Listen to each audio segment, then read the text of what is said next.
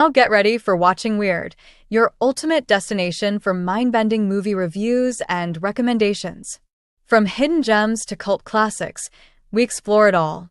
Hosted by storytellers and cinephiles Alan Gamboa, Scott Baker, Rich Restucci, and Hadley Thorne, with a special shout-out to Landis Aldana and Alan Lasseter for their incredible support that help us keep the lights on at Weird.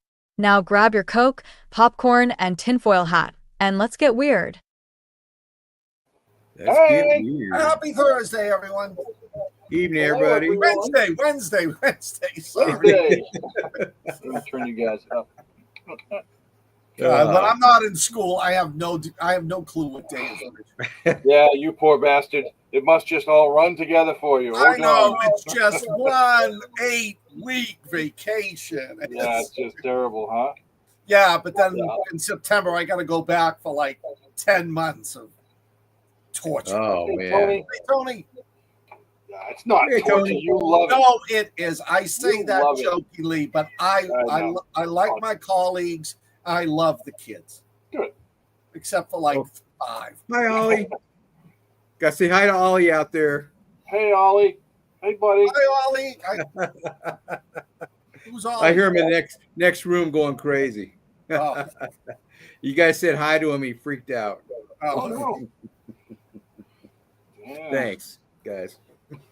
So how are you guys all doing? What? Hey, Scott, Yes. I hear somebody's having a birthday tomorrow. What? You know, Ridiculous. you Which know one who of that guys' would be? birthday is tomorrow? Huh? You know who that would be? Who? Scott, your birthday's tomorrow? No. My birthday's not till March 3rd. Oh. Oh, geez, No, I thought your I gotta go birthday this way. That guy. There you go. Oh, great. Yeah. He was pointing at Scott the whole time. I'm like, I He's know. watching himself pointing to me. Hey, Tina. King of the studs. So, Rich, what are you going to be, 46? Yes, I'm going to be 46. Yes, that's what it. Yes, for sure, 46. Hi, Hey, Lando, Lando. Tina. Tony Hi, showed Lando. up. So everybody out there, wish Rich a happy birthday. Yeah. 'Cause he's Tina. gonna be. Tina, thank you. Oh, I think you were referring to him. Sorry. King of the studs. He's a goddamn 2x4, a stud. That's right. I've got one of those stud finders, and I always go beep. Oh, yeah. I did that to my wife once. I was doing it. I put it on myself. Beep, beep, beep, beep, beep. Everybody does that. My ex-wife was Everybody the does only that. one when I got the sigh, the eye roll, and the head. I knew I'd like, yes. You can't help yourself, you know. You can't No. help yourself. Hey, So everybody- before we get Yes. started, I wanted to pimp a friend of mine. His name is Jacob Floyd, and he's got a press house. It's called Nightmare Press. You guys should check it out. He's got some decent stuff on there. Check it out. I'm Yeah, assuming check it out. by Nightmare Press, he publishes mostly horror. Yes, Yeah. actually, correct. Yeah. An excellent question. I probably should have led with that. But anyway, all you man, horror you want files, to take check us it out. in? I'm Take sorry? us in, Alan. What'd you say, Rich? I said, take us in. Do your Oh, shtick. good. Well, tonight we've got 3 new 2025 movies, which is rare for us lately. Well, we've got Warfare, Megan, and Novacaine. 3 new releases. And I'm curious to hear your guys' take on all these movies. I watched them all this week. And so Scott's going to lead us with Megan 2.0. No, I'm sorry. No, I'm doing one. Rich has Megan 2.0. I am sorry. It's okay. Scott's got Warfare. Scott? Yep. Warfare is a fairly new movie. I don't know I'm trying to see when exactly it came out, and I can't find it. It came out in April 11th, 2025. It is based on a true story about in 2006, a Navy SEAL group was in Ramadi, and they were scoping out a site where they thought a terrorist was. They move into this house. They take over this family's house. They set themselves up, and the whole mission goes horribly wrong. The bad guys figure out they're there, and they launch the attack on the Navy SEALs first, and it's just a nightmare. Now, it's based on a true story, and according to the opening scene, everything in that movie is accurate based on the eyewitnesses who came forward and talked about the incident that happened. And you see a lot of them at the end of the movie. During the closing credits, you see a lot of these guys come to the set and talk to them. This is a movie I have mixed feelings about. No, It's accurate. I mean, it's not one of these John Wayne type movies like where a guy gets shot, he goes back and falls over. They're very graphic in what happens, like when a car bomb goes off or when somebody gets hit with a semi-automatic or automatic weapons fire. Right. Very realistic. It reminds me a lot of We Were Young, opening of Saving Private Ryan, and 12 Soldiers. And now this is where I got a sort of a mixed feeling. The movie is there's no music to it. Yeah. Okay. What you're seeing, what you're hearing is what these guys went through, each and every one of their experiences. It's a little disorienting because you switch from character to character. It's hard to follow. And while I found that a little off-putting, I loved it because I think this is one of the most realistic war movies. From things I've read, from people I've talked to who were there. You know, it's not just, Tom Hanks knows what every one of his platoon is doing. It's the guy in this room is dealing with one issue. Fred, the guy in the other room is dealing with another issue. With Fred. Yeah, please. He's worse than a terrorist. Go lay down. It was the part of it that I found disorienting was also the part that Fred. There's also the part that compelled me because it made it so realistic.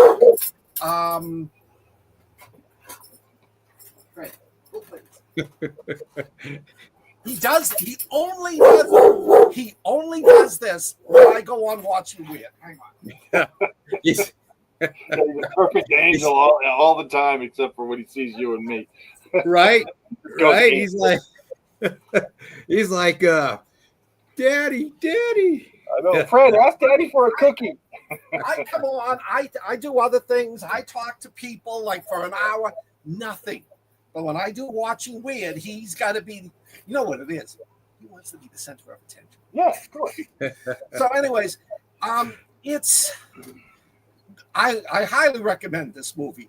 I think it really shows what the modern warfare in places like Iraq and Afghanistan is like. But don't expect it to be action-packed like 12 Soldiers or We Were Soldiers. What did you guys think? Rich? Same. I thought more or less the same as you. This is a movie that I think everyone that follows us, both our fans, would absolutely love. But it is kind of all over the place. There's a lot of guys upstairs, guys over here, guys down there. But the thing is, the whole thing is pretty continuous. It doesn't really break out, and more or less the entire film takes place in one house, one structure. And it's about insurgents that are firing on them while they're in the structure. This is definitely a blood and guts movie. There is a lot of gore, and like Scott said, you see a John Wayne movie or Die Hard or somebody, and somebody gets shot, and you're like, ooh, that's terrible. These guys are screaming, and there's body parts flying, and they're trying to. You really get a feel for, not only is every operator a genius, they're all like top level smart. These guys are also, closet physicians. They're doctors because of what they can do. I am not a SEAL. I am not MARSOC or Delta or any type of operator. So this really when you see the talents of these guys displayed like that, and it's not necessarily a combat talent, but it's a combat medic talent. You're just like, holy crap! And they all know what to do and how to take care of someone who's fallen. And it's amazing to me. And then you got guys like the sniper, and they're doing calculus and trig in their head on the fly. It's amazing. And this movie really depicts a lot of that. But it also Will Poulter's in the movie. I don't know if you guys know who he was. He played Eustace Scrubb in the Narnia movies. He's in this, and he's high ranking. I can't remember. He's like a major or something. And he takes not necessarily a hit, but a grenade went off in the room, and it just messed him up. And he tells an incoming, high ranking guy, look, I'm effed up. I can't do this. You got to take over. And that really doesn't happen too often. You don't see that in a lot of movies and TV shows. But I think it likely does happen out in the actual field when they're fighting like that. And it led to an enormous amount of realism. The whole thing was just incredibly real. The whole story is them trying to get out of this building and get the hell and just get to safety. And their first attempt is met with an RPG that takes out. It's brutal what happens. Bullets flying, grenades coming in. They got bad guys on the roof. Then these two Bradleys come back, and one of the coolest parts of the entire movie is this. I think it was a Tomcat. It might have been an F-14. I don't know. It comes in, and it just comes in and blasts the ground. It just comes in kind of like that, just to throw up dust and the debris so that they can make their exfil into these Hummers. I mean, into the Bradleys. And it was just really amazing the way they depicted that. And that's not something that you see, and it's not. There is a wow factor, cool factor, but when you're thinking about it, holy crap, does that really happen? It must really happen because they put it in this movie, and this movie was based on a true story. And I know that's not necessarily how it works, but to me, I didn't know that was a thing. I knew they could do it with a bird, with a helicopter, but not with a fast mover, and it was just amazing to me. That on top of the medical stuff and the way the guys interacted with each other. They're all brothers, but some guys definitely don't get along with other guys, and they get along better with this guy than that guy, and you can just tell that dynamic, and that all goes away. Every bit of it goes away when the firefight starts, and they're all best friends. This guy's backing up that guy. This guy's not necessarily an operator. He's more of a radio guy, but he still picks up, a weapon to take care of business. And honestly, there's a guy that's operating a squad assault weapon, and I thought he was just going to be a coward loser, and he ends up being a stand-up guy. It was really well. It was really good the way they did that. So I'm going to rate this movie fairly high. I will likely watch it again just to see what I missed. But the negative side is it really is all over the place. It's hard to focus on what's going on sometimes because you're not sure what character's doing what, because they're going over here and they're going over there, and they're really not trying to have multiple camera angles. It's just one real camera angle. So there is that to consider. And it wasn't, it was a little bouncy, but not like Saving Private Ryan was like this. It was just, I watched that. Was that motorboating? Was that motorboating? The first time I saw that movie, I saw it with my wife, and we were in like the third row back, and we were both like, because I kept getting nauseated because of just how big the screen was, and it was just this blurby, shaky shit. But this isn't that bad, but it's kind of up there. Well, what you said about being all over the place, while that bothered me, as the movie progressed, I'm saying to myself, I think that was done purposely. So do I, because again, not a Navy SEAL, not an operator, right, but trying to envision what those guys go through. I think that is what they were shooting for, and it was just too much to handle for one person. It was done well. Anyway, I rambled on too long for that. What do you got, Alan? Okay, I'll do my review, then I'll throw some geek stuff on this movie out to you. I started watching this movie, I'm like, because the very beginning was just kind of, I like when they're watching the 80s video, and they're all getting into it, and then when we're in that neighborhood at night, the one guy starts dancing to the other guy, and the other guy just starts cracking up across the road. You know, that's realistic. You know, Yeah. you screw off intense Of course. situations sometimes. And these guys are top of the line, you know. And so it was kind of slow at the beginning. I'm like, and this is an A24 movie, and A24 they made Civil War. Yeah. You know, so they make those kind of movies. And then this got really good. I mean, you didn't get to know the characters like you did in Saving Private Ryan or Black Hawk Down or, you know, one of those. You didn't get to know them that well, you know, so you're kind of like, but it was really good. I mean, as far as I can tell, and, you know, I didn't do any of this stuff, it seemed realistic. And you both know the sit and wait of stuff too, you know, and the boredom. You both know that. You've both been in situations and jobs and things where the boredom, and then all of a sudden, bam, something happens, you know, and that captured that really well here. And the combat scenes are great. The tactics were awesome. They were some of the best tactics I've seen. When they're running across the road, when those Bradleys show up and those guys pile out, and they're running across the road and they're using each other, bless you, as shields, you know. I mean, that was just great. You don't see that in movies. You only see guys driving across the road or like this, you know. These guys were using each other. Even in the house when they were moving, they were using each other, you know, for protection. You know, and these guys would take a bullet for each other, and that's what they were doing. It turned out to be a really good movie. Like you said, it was all over the place, but it was a really good. I don't know if I would rewatch it. If I did, I'd probably fast forward some of the beginning. But it's a good war movie. I mean, it seemed pretty realistic as far as things go. And like you said, when that jet comes down, I've read that before in books where they come down and they buzz areas just to scramble the enemy a little bit, you know, shake them up a little bit. And they use that as, like you said, as cover and probably scramble up. Hey, Clark. So here's the geek stuff on this. This was written by the guy that wrote and directed by the guy that wrote Civil War. But he's also the guy that wrote 28 Years Later, 28 Days Later, Alex Garland.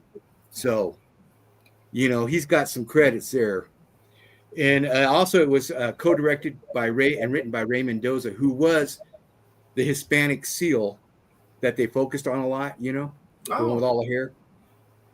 That was his character. So it's based on his real experiences. And then, like you said, the other SEALs, their memories and stuff. Like it says in the movie, based on the memories. But this one had Joseph Quinn in it. He was the shaved head SEAL. He was Eddie Munson from Stranger Things. Everybody loves poor old Eddie Munson, you know. And then, like you said, it had the dude from Narnia, and he was also in The Last Guardians of the Galaxy. Yeah, he was the golden guy, Adam Warlock. Yeah, Adam Warlock. That's right, Will Poulter. And then you had this one guy. He's been in a bunch of movies: The Outpost, Midway, Taylor John Smith. He was the guy that was hanging with the sniper. Most of the actors, except for him and another one, most of the actors were English actors or Irish in this. It doesn't turn out that way in most of our war flicks we see. You know, a lot of the actors are not American actors playing American GIs. Hopefully it gives these guys, though, when they're going through all this stuff, hopefully it gives these guys an insight into our armed forces, you know, what our guys go through. Because, you know, a lot of countries really don't look favorably to us, you know, and hopefully this gives them a little sense of patriotism and a little sense of camaraderie, you know, and you see some actors that do these things, and then all of a sudden they're kind of, you know, I understand, and they work for Wounded Warrior or other projects, you know, Gary Sinise, you know, so hopefully when they do movies like this, it turns some of them to be a little more understanding of the experience of the soldier, be it us or whatever country they're from. Good movie. I enjoyed it. I'll rate this one well. And I was just checking IMDb. They actually filmed this in Iraq. That's why the setting looked so realistic. Yeah, the cinematography was great. The setting was good. Good. Yeah, they made It was $20 million to make. It made about $8 million on the opening, made 26 in the States and 32 worldwide. I just think it was, I think it was the fact that it was more realistic, turned people off. But then again, there was no music in Saving Private Ryan in the opening scene. Yeah. It's been reviewed well, though. Yeah. So it got a 7.2, I think, on. Yeah, the user reviews on IMDb gave it a 7.2. So it doesn't surprise me. Yeah, I think with movies like Modern Warfare, I was talking to a friend of mine the other day, and I was recommending this movie to him, and he said, I'm not really into modern. He's about my age, maybe he's a little bit younger than me, probably about 10 years younger than me. He goes, I'm into World War II, Civil War, Vietnam War movies. And I said, yeah, guys our age, I think we grew up with that. We grew up with all that history, And this is I do like the modern war flicks, but I'd rather watch a Vietnam War movie or a World War II movie instead. I think it's just growing up with that at that time, more impressionable than you are when you're older. It's also not as real because you're talking about wars that happened 50 years ago versus what's happening right now. Guys over in the sandbox getting killed right now, and it's just it hits. It doesn't hit as hard when you're watching, Force 10 from Navarone and Longest Day and stuff like that. As to when you watch like this movie or Kandahar or The Hurt Locker or something like that, where you're like, oh crap, that guy could have been me or my kid. Exactly. Yeah. I spent 3 months in Iraq, and even though I was there during the peaceful, the occupation, that could have just broken out anytime. May I make one little side comment? Yeah. We're talking about this movie. Remember we did 12 Soldiers a couple of weeks ago? Yeah. I highly recommend Horse Soldiers, which 12 Soldiers, 2 history books really hit me. Flags of Our Fathers, because it was the biography of the six Marines who raised the flag, plus the oral history. 12 Soldiers was a fairy tale compared to this book. There was so much cut out that they had to cut out for the movie. Yeah. The stuff these guys went through, it makes the movie tame by comparison. If you're a big history buff, this 12 Horse Soldiers by Doug Stanton. So, just since we were on warfare. No. Well, what do you guys want to rate this one? I'm going to give this one, I'm going to give it a solid 4, but I got a feeling if I watch it again, it'll probably go up to at least a 4.25 or a 4.3. Wow. I will definitely rate it a 4 as well. I'm going to watch this again, I think probably next week, just because I want to have the last viewing fresh in my mind, and I want to see if what I missed.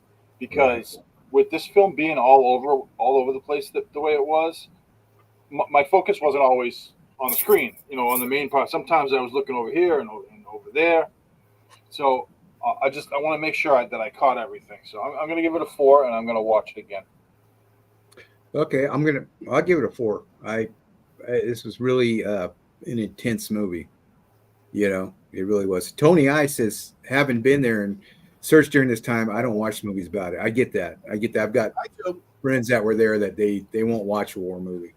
If you ever do watch it, Tony, you got to come on and tell us from your perspective how realistic it was. Yeah, definitely. And thank you, Tony. Yes, thank you for serving. Well, do you want to go to Megan 2.0 there, Mr. Rich? Yeah, let me pull up my notes here.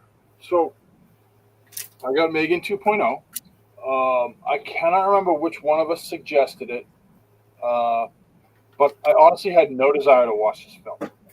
I thought the first Megan was just a pretentious reskin of half a dozen other AI-driven killer robot movies. And honestly, while it wasn't terrible, the first film, it didn't warrant a second film.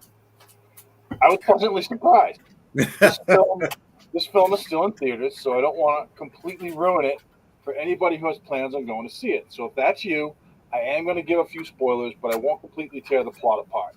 Stay if you're okay with that, or mute for a couple of minutes if you're not. There you go. So Megan 2.0 is quite different from the first film, but it once again follows the same script as half a dozen other robot flicks, especially iRobot and most of the Terminator movies. If you know that going in, you might have a better time with it, but really it's not a terrible flick. I'm guessing the other two fellows are going to slam me for this take, but I got past the tropes quickly and just sat back to enjoy the film. I thought I was going to despise it. The plot is Megan's back. But before we get there, a different killer robot named Amelia, who works for the government on the military side, has, shockingly, gone astray from her programming and is acting naughty. Next on Amelia's hit list is her creator, Gemma, played by Allison Williams from the first film. I love Allison Williams. I think she's absolutely beautiful.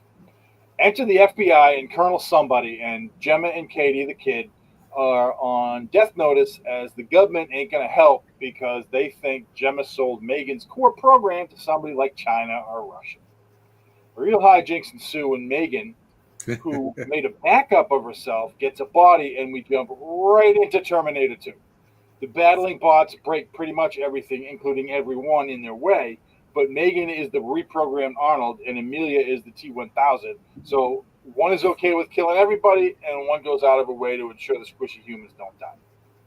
There's a lot more to this film, but it is definitely a ripoff of previous movies, up to and including a come-to-Jesus moment for the formerly evil robot.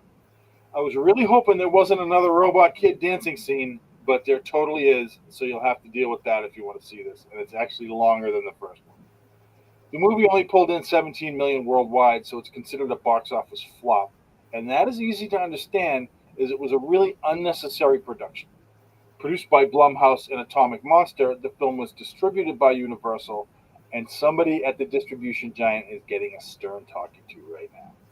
I didn't hate this one, and I would love to know what you guys think. Can I? Yeah. I want to say hi to Tony. Tony. And Alan just joined us. So thank you. Thank you, guys. Tony and I are probably we're probably gonna disagree with Tony tonight. Just by his comment there. The first one was a sci-fi horror flick. This one was a sci-fi action flick. Agreed. I did like the first one. It's not one I would watch again, but I did like the way they had Megan act. I did like that one. This one, like you, I wasn't really looking forward to seeing it. I, too, was pleasantly surprised. This was a fun movie. It was just fun. It had a lot of silly stuff in it. I mean, you get Jermaine Clement from Flight of the Conchords as a semi Elon Musk-ish type of crazy billionaire, and his role was great. Loved every second he was on the screen. He was on there too short though. But loved Jermaine Clement, from The Shadows, the vampire movie, and Flight of the Conchords. If you've never seen Flight of the Conchords, I suggest you should watch it. It's What We Do in the Shadows. Yeah. Which one He was in the he? movie. In the movie. He's one of the Movie. movie. Okay. In the movie. It was his I think he's a producer on the series, McJohn. But this is good. It had a lot of it's the little side characters that were fun. The general, I think he said he was a general or whatever, the army intelligence guys that were that colonel. Yeah, he was great. That actor did a great job. And every time he was on the scene, it was fun to watch. When Megan, yeah. And then her assistant, that one guy, the guy that got strangled, almost died in the first one. He's great. I like when he's crawling through the air duct and he sneezes and he grabs the wrong. I mean, it's a dumb joke, but he grabs the wrong cloth, the one with the ether on it, and he goes, blows his nose on it and knocks himself out. I thought that was funnier than hell. It's just dumb joke, but it was funny at that point. And then when Megan's singing, trying to get Allison saying how good a mother she's been, and she starts singing a song to her. And I mean, that was just, where'd that come from? It's like the Irish river dance, in Sinners, Vampire River Dance. It's like, where'd that scene? But it was funny, it was funny. This movie's got a lot of humor in it. It's not a horror movie at all. Anything, it's the horrors of AI, I guess. But it was fun to watch. I recommend this movie. I enjoyed it because it was just fun. It was silly. It was a lot sillier than the first one. It didn't take itself serious, really, I guess. And that's what I liked about it, because I was expecting it was going to be more of the same. And it really wasn't, and I don't know. I liked it because it's not what I expected it was going to be. So, and the acting's good in these. It's not, you don't have real bad actors, and this acting's good in it. So it helps. What do you think, Scott? I agree. I was going into this thinking, all right, this is going to be Megan 2.0. The robot's going to come back and it's going to be seeking revenge. And like within the first 5 minutes, it isn't. There's a lot of comedy to this. I loved Megan in this one because she was like a sarcastic teenager. She was bantering with her creator. The general, the guy with the mustache, I loved him. He was such an ass. It like reminded me of so many people I worked with in other agencies. It's fun. If you're expecting it to be a revenge movie, you're going to be sorely disappointed. If you go in, like the other guy said, it's a fun, comical. It's like Terminator 2. There's a lot of comical moments in it, mostly from Megan. It's got a good plot, a lot of good plot twists. I'm not going to tell anything about it. I did expect the ending. I expected the ending for what it was. I enjoyed this. I usually like, okay, this is going to be the sucky movie. I'll save it for last. And it's my favorite of the three. Wow. Yeah. I did enjoy this one better than I thought I would. I saved this one too because Tina kept saying, "Can we watch it tomorrow? Can we watch it, tomorrow?" And I was like, "Yeah, whenever." And she's like, "Oh, we better watch it. You got your show tonight." So, yeah, the creepy part, the way she moves is awesome. It's so creepy. But no, this one was fun because it wasn't. You didn't expect this from this movie. No, you did not expect it. And like one of you said, you see Megan's development. Yes. Like I love that. There's one scene where she's bantering with her creator, and it's like, you killed 4 people and a dog, and Megan's like, yes, but you programmed me to protect your niece. It's good. It really is. It's not. It's the same characters from Megan, the original Megan, but they take an entirely different turn in the plot. And I like this one much better. I'll watch this again. I don't think I'd ever watch Megan again. Yeah. I think they didn't know how to market this one. Yeah. Because it wasn't the same horror movie as the first one. No. And I don't think they had to, because when I watched the trailer for it, I think it was at the movies or something. It was like, what's this movie about? What's kind of silly? I mean, it was silly, but it was a fun silly. Yeah. On that. So what do you rate this, guys? I'll give this one. You know what? I'm going to give it a 4. I was really surprised by how decent I enjoyed this movie, and like you guys said, it was just fun. So 4 out of me. Yeah, same here. It's a 4. I'll get a 4. And Rich, I'm the one that picked this one. Okay. Fair enough. Yes, I'm going to claim it now that you guys really love it. No, it's just it's a fun movie. And I think you're right. Of the 3, it was the funnest one to watch. Now I'm going to roll into one that I liked, but I got to hear your guys' take on it. Okay, it's 2025's Novacaine, and it stars Jack Quaid from The Boys, and he's also had a really small part in Heads of State, that new John Cena Idris Elba movie, and he stole the movie from those guys. Jack Quaid's great. Anyway, he plays Nate. he's an assistant bank manager, and he's got kind of, it looks like kind of a boring life. He shuts himself away from everybody. And then he meets Sherry, who's played by Amber Midthunder, and she was the heroine in Predator Prey. Oh. She played the native that took care of the predator. So Sherry, he's got the hots for Sherry, but he's really shy. Anyway, they end up talking together, and she asks him out, and they start an awkward romance. Well, the thing is, Jack has a genetic disease where he can't feel pain. In fact, he doesn't even eat food, solid food, because he's afraid he'll bite his tongue off and he won't even feel it. So it's kind of starts off as a goofy rom-com, and these two have good chemistry together, actually.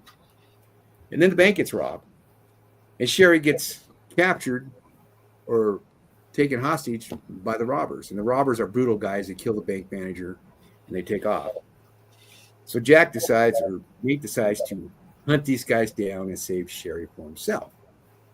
So he's got to go full Bruce Willis. And during the course of this, since he can't feel pain, he gets burned, he gets punched, he gets shot with an arrow, he breaks bones.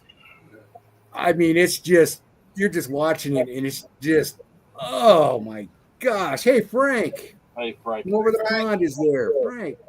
He just gets tore up, and you just, every time he gets hurt, you're just going, oh my gosh. But I enjoyed this movie. I thought the action was good in it. It was gross, but it wasn't just gross for gross sake, I guess. Yeah. There's a twist in this movie. Yeah. And some might see it coming, some might not. And I didn't. What'd you guys think of this one?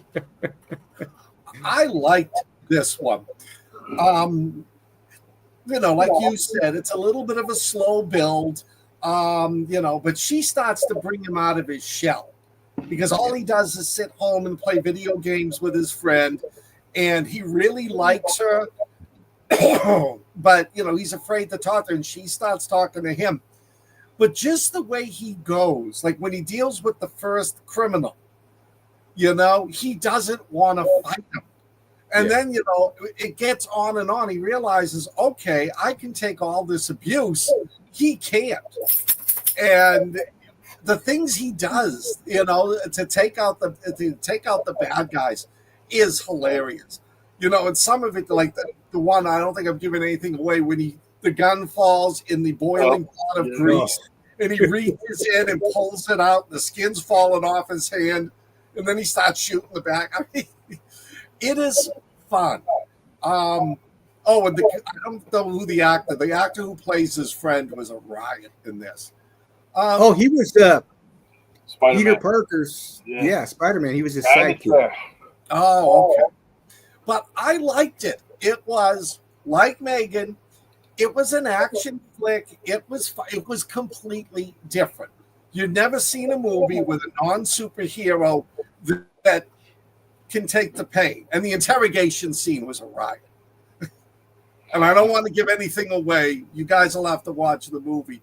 But I enjoyed it. I laughed a lot at this one. I will probably watch this one again. It was really good. This was my favorite of the three. I actually really enjoyed this flick. This might be hard for some people, this movie, just because of the gore that's in this. And it's not. It's weird because it's kind of funny. I mean, you can see gore in other movies that's funny, and it is what it is. But this one, it's funny with a serious vibe, or is it serious with a funny vibe? Either way. But like Scott was saying, he's having this battle with this, basically a sort of an operator. He's a bad guy. They just robbed a bank, and he's trying to get away. He's fighting because he wants to get his girlfriend back because they've kidnapped his girlfriend. And they're in the kitchen, and the guy's gun goes into the fryolator.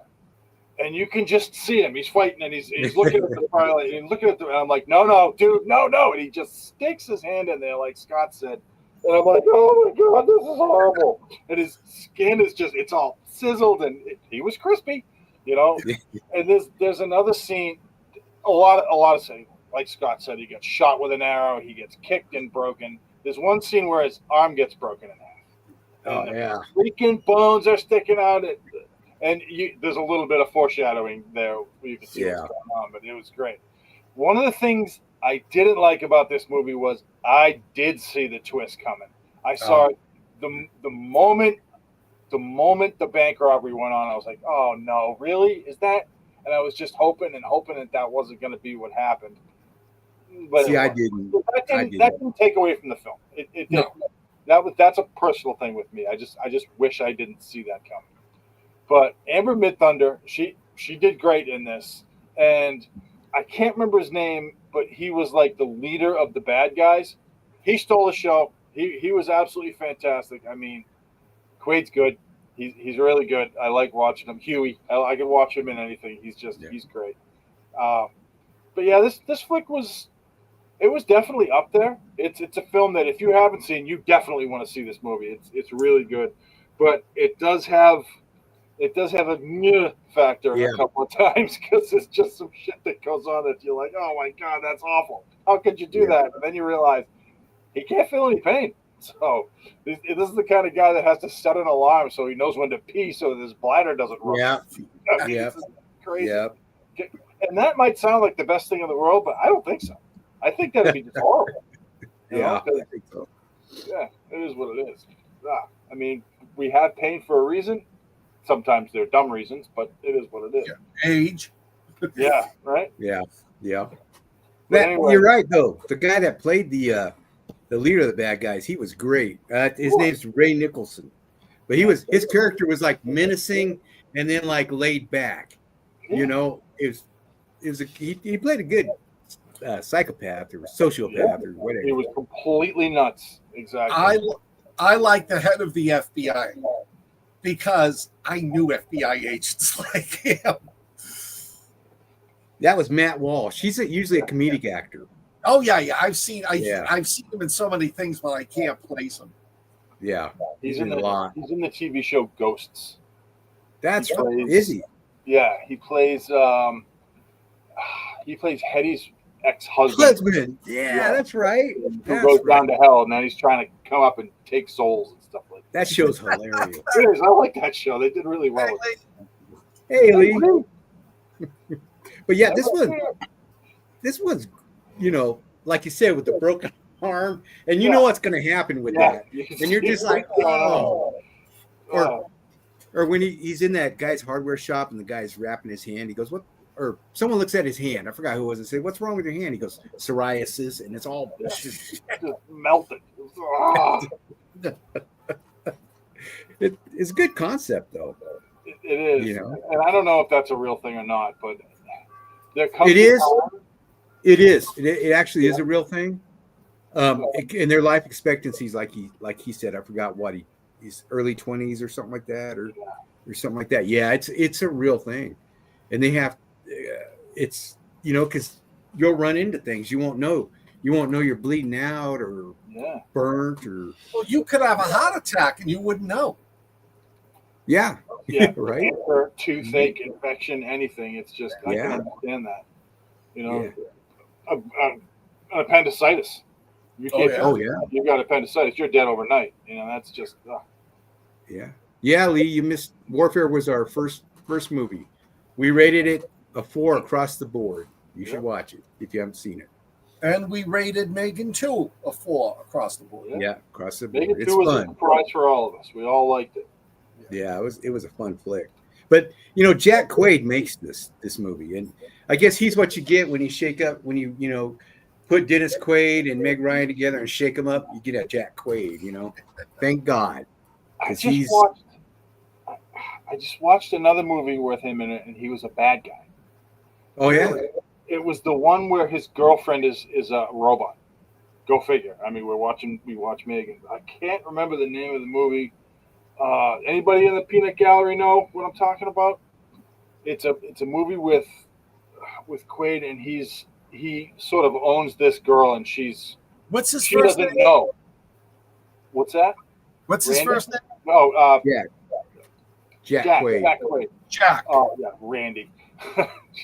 No, he he's in it, and his girlfriend is she's a robot, and she doesn't know she's a robot. And it's that was actually every bit as good as this. It was Oh, good. I think he was a bad guy in the new Scream movie too. Oh, I didn't see that. I think he played what's her name's boyfriend, and he turned out to be, related to. In on it. Yeah, I'm and he looking. was in I Hunger can't- Games. Did not know that. He's in everything. Yeah. Yeah. But I can't see anything like that. Hold on. Oh, Companion. Is that Yes. it? Companion. Yes, Oh. that's it. Yep. It was actually surprisingly good. I just saw it on a whim, and I was like, okay. Oh. And I liked it. I like that actually as much as I like Novacaine. It was pretty good. That is a horror movie. Yeah. And Yeah. then, I'm glad you liked it, Rich. I really thought you weren't gonna like it because you were kind of talking about it, and I thought, oh no, I thought you're not gonna like it. Oh, look at that. Thank you, Frank. I appreciate that. Frank is great, man. He's great to have liking your books. He's a great guy to have as a fan. I guess a fan of your books. Nice. You gotta get something you can make a tattoo out of. Yeah. So what do you, like this. so what do you guys give this one then, or do you want to talk more about it? I'll give it a 4.25. This was my favorite of the week. All right.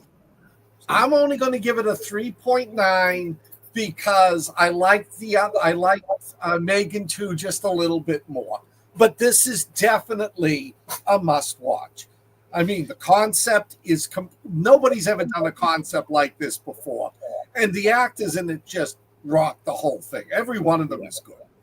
Yeah, they were all good. All right. Well, I'm going to give this a 4 too. It's tied.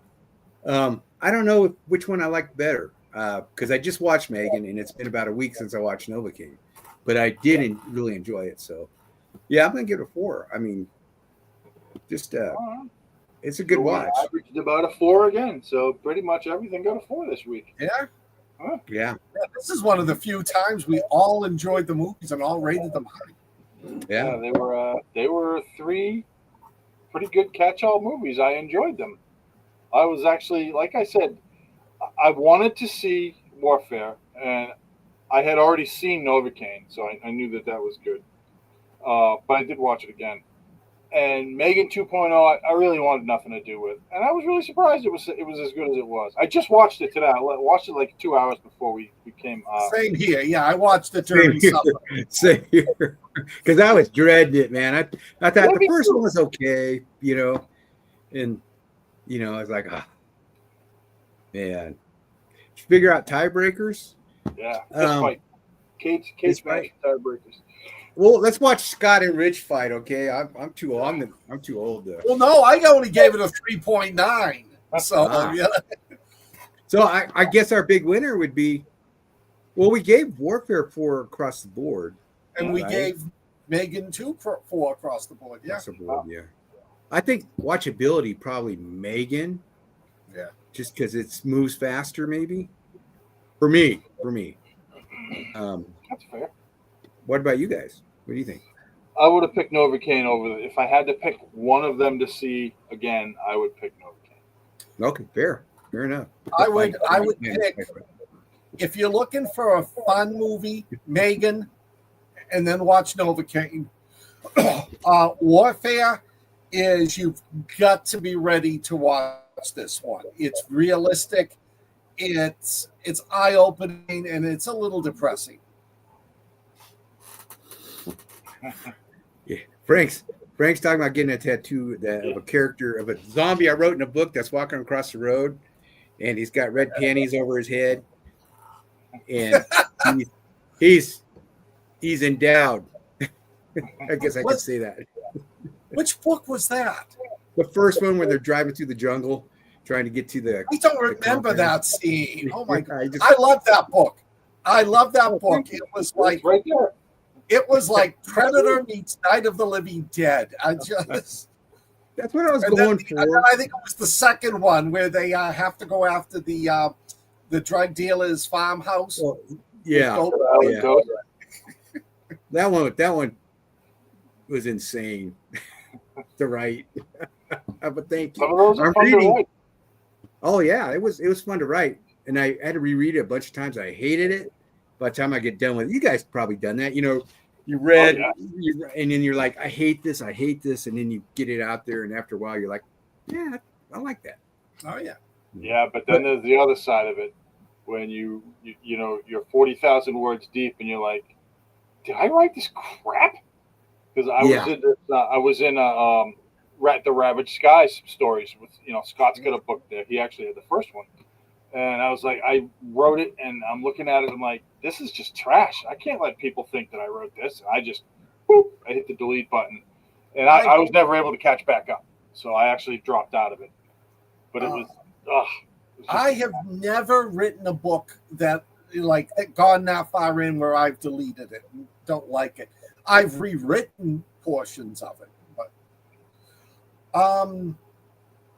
plus, I'm finishing up A World Gone Dark 2 in a couple of weeks. And then as I'm editing that and trying to get it out in September, I'm working on 2 zombie novels. Nice. I'm going to post the first chapter of, not the It's a Dead World After All. I'm going to post the first chapter of this book in a couple of days on my Facebook page. I want everybody to take a look at it and let me know what you think. Okay. Yes, I have 2. I was going to get more, but financially did not. Probably a good thing for me. I have no tattoos either. Yeah. No tats. So Lee said Warfare was the most realistic war movie he's seen, as in the boredom with the action and the boredom, and like that movies that show up go from leaving base till yeah, it was definitely. And the whole movie is, except for like the opening, the whole movie is a war movie. Yeah, it's not like Saving Private Ryan or We Were Soldiers. This covers the action these guys went through in that 1, 2 or 3 hour time period. Frank, I think you'd like it. I think you could relate to it. I think you could relate to it. Having been a GI for a long time, I think you could relate to it in the modern times. Yeah. So, yeah, Scott, I wanted to say I'm reading It Came from the Desert, and I'm loving it. I feel like I'm watching one of those old 50s movies, but with like an 80s and a modern tilt to it. Thank you. Well, that's why I wanted to. I visited Los Alamos back in like 2010, and I fell in love with the whole area. Driving through the desert. Now, so I figured I wanted to write a book, like you said, that was contemporary but had that 1950s big monster feel to it. Yeah, no, it's good. Tomorrow, Clark. So be sure to hit Facebook tomorrow and wish Rich a happy birthday. You guys, we were going to have a cake as a present. We were going to have a buy a book. Buy one of Rich's fantastic books, because they are a lot of fun to read, and they've got a lot of gore in them. They're great books to read. So grab one of Rich's books. They're great. I finished your last one. I told you that, right? And I put a review out there. I did not see that review. I'll go. Oh yeah, no, Rich, I don't leave you hanging. No, I enjoyed it immensely, and you've left it open. 20,000 words into the next one. Nice. Oh, cool. Yeah, I wrote a 5,000 word story for Matt Damon. I just sent it over to him today, and I wrote for Matt Damon. Yeah, Matthew Hollis Damon, not the actor. Oh, okay. Oh yeah, well, you guys are from the same area, right? Yeah, we're down the street from me. Me and Matt, we're boys. I was gonna say, you got Hollywood connections, and you're leaving us out. Nice surprise. We were gonna have a birthday. We were gonna have a birthday cake for Rich, but the fire marshal wouldn't allow it. I know. Too much fire. Thank you, Hey, guys. I can make the joke because I'm the oldest one here. Barely. You're hanging. You're just. How old are you, Scott? 62. I'm right behind you, man. This thing October. just creeped up on me. Oh. That's Meatball. Oh, See? Don't find me, Paul. Rich has a little pussy on his birthday. I do. On the side. Yeah. There you go. She's a great I was going to show you, Michelle. Oh, wait a minute. Don't be running you over, dummy. She Trying loves to pull Fred up. She hates to be picked up. Oh. Yeah. I was going to say something about something about P always runs away from me, but Oh my gosh. This, you know what? This was a fun week of movies. it was. It really was. I think it would have been funner if we were like, "Hey, Megan's going to be good," and look forward to watching it, because I dreaded watching it. Yeah. You know, and then bam, it was fun. And what about 3 picks for next week? Okay, Rich. In fact, actually, Rich, you picked all the movies basically for next week. Oh, one of them. What was the name of that one? It was the new horror movie. Until Dawn. Until Dawn. Yeah, there was that one, and then there was 28 weeks later? No. 28 years later. 28 years later, Long Distance, and Until Dawn. Long Distance was the third one. If you guys haven't seen Long Distance, it's not a great movie, but it's definitely worth seeing. It's got a pitch black vibe to it, but not as dark. You'll see it. Pitch Black's a much better movie, but this is pretty good. Yeah. I've been wanting to watch Until Dawn. I'm glad we're doing it. And 28, I first got to watch 28 months later to get caught up, and then watch 28 years later. Right. Oh, So- you haven't watched 28 Months Later? I did, but I saw it when it 28 first weeks came later. out. Oh, Yeah, okay. so now I want to watch 28 months later, and then, or whatever, it's 28 weeks or 28 months, and then watch 28 years later.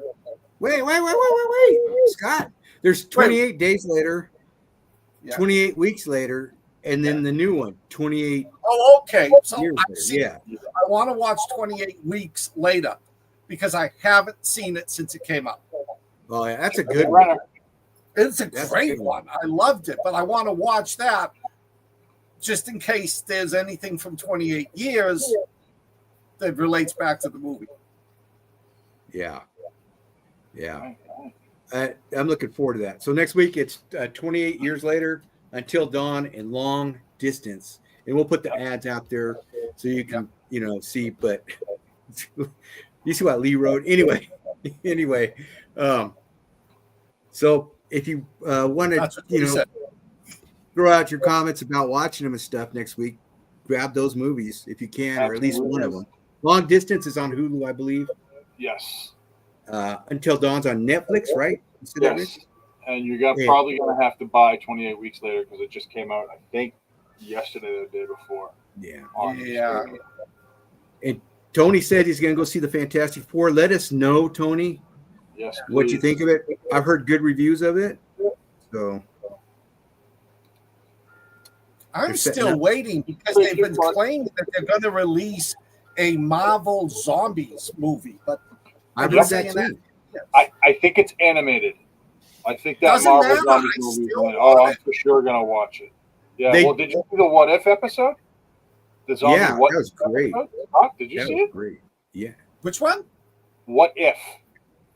Oh, you guys see that? I've heard of it, but I haven't seen We it. will fix that. You will watch. You will have seen that by the end of this weekend. All right. Take care of that. Yeah. Thank you, Clark. I don't know if that was a joke or not, but thank you. Look at it. It's in capitals. You look really good for your age. Yes. Hey, speaking of sarcasm like that, did you guys see the new Happy Gilmore movie? No, but I heard you liked it and said it was pretty good. You and Lundy both said, it was pretty good. I loved it. It was definitely called back to the first movie. Everybody's in it, be they dead or alive. Everybody's in it. even the Meester lady. Everybody's in it. So All right. if you loved Happy Gilmore, you will enjoy this one. I don't know if you'll love it like the first one or anything, but you'll enjoy it. They Well, let's really put it on the list. 2 they weeks. didn't. I'm gonna admit I never watched Happy Gilmore. Oh. I know I'm Right. shunned from the group now. No, it is what No. it is. Watch it. No. It's actually funny. I think it's probably Sandler's best of those nerdy movies. Yeah, I think so I like too. that one. It's crazy. It's a yeah, this one, it's probably the best, one of the better sequels of a movie I've seen. But it's Sandler, it's silly, it's over the top, Yeah. but it's Happy Gilmore. It's Hey, another we're at an sequel. hour. Oh shoot. Oh, we are. But before we go, Scott, tell us about your last weekend. Yeah. You went to a con. Oh right? yeah, I went to Monster Expo in Nashua. If you go on my Facebook, Twitter, or my Instagram, you can see all the photos. I'm telling you, it was great because the last two conventions I went to, it was like tumbleweeds. Both days were packed with people. I wound up selling 28 books, which is more than I've sold at a convention in about a year. Great people there, made a lot of friends. The couple beside me had a dog named Tilly who took to me. So I had to bring Tilly treats on Sunday, and she fell in love with me. But it looks like the convention circuit's coming back. And if you live up in the Vermont area, August 9th and 10th, I'll be at the Vermont Paranormal Convention. Nice. That's good, Scott. That's good to hear. Yeah. I'm glad you had a good time. You look like you had a good time in the photos. So. Oh, I did. I love dealing with the cosplayers and that. They're fun. And then I got to meet, keep your fingers crossed, I got to meet Michelle Santiago. She produces movies. She produced Terrifier 2, and she was also the waitress in the movie. And she wanted to buy the Vampire Hunters trilogy. So I said to her, part jokingly, if you ever want to produce these, they're available. And she laughed and she gave me that grin like, we'll see. So. Oh, good. That's cool. Oh, good. That would be so awesome. Yeah, right. All That would be neat. I think I that's know, going to do it, boys and girls. I know. Anything to say before you get the finger? Come see us next week. That's what she Thank said. you for joining us, everybody. New nickname for Scott. You're right, Landa. That's Like, what's the new Jackass. If you Oh, see Happy blast. Gilmore, you'll get the Jackass reference. I love it. All right. Stay weird. They even have that Thanks, in there. everybody. We'll see you Good next night, week. everybody. Remember, Rich's birthday's tomorrow, so wish him Yes. a happy birthday. A vicious lie. All right, Weirdlings, that's all for Watching Weird this week. Thanks for tuning in, and remember, the strange and unusual never sleeps. Well, except for maybe on Thursdays. Speaking of sleep schedules, here's a quick reminder about our other shows. Dive into the mysteries of the mind with Weird Awakenings every Friday at 8 p.m. Eastern Standard Time. Cozy up with blondes, books, and campfire tales for spooky stories every other Tuesday at 8 p.m. Central Standard Time. Hone your craft and connect with fellow writers on Write With Me on the third Sunday of each month. And don't forget, Watching Weird now airs live every Wednesday at 9 p.m. Eastern Standard Time. For all things weird, find us on social media via Linktree in the description below, or visit our website at weirdrealities.net. Stay weird.